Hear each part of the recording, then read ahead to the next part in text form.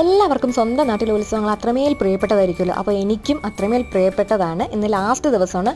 ഇവനായിരുന്നു ഗജരാജ വിജയൻ പാമ്പാടി സുന്ദരൻ.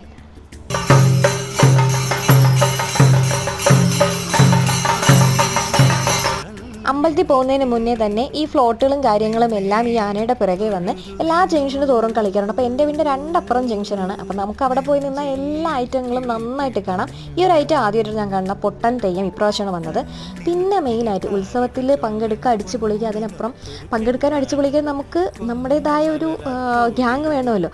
അപ്പോൾ റിലേറ്റീവ്സിനെയും ഫ്രണ്ട്സിനെയൊക്കെ ഒരുപാട് നാളുകൾക്ക് ശേഷം നമുക്ക് കാണാൻ കിട്ടും. കാരണം സ്വന്തം നാട്ടിലെ ഉത്സവം ആയതുകൊണ്ട് തന്നെ കല്യാണം കഴിഞ്ഞ് പോയവരായാലും ജോലി കിട്ടി പോയവരായാലും താമസം മാറിപ്പോയവരാണെങ്കിലും ഈ ഒരു ദിവസം എല്ലാ തിരക്കുകളും മാറ്റി വെച്ച് പറ്റുന്നവരാണെങ്കിൽ ഇവിടെ എത്താറുണ്ട്.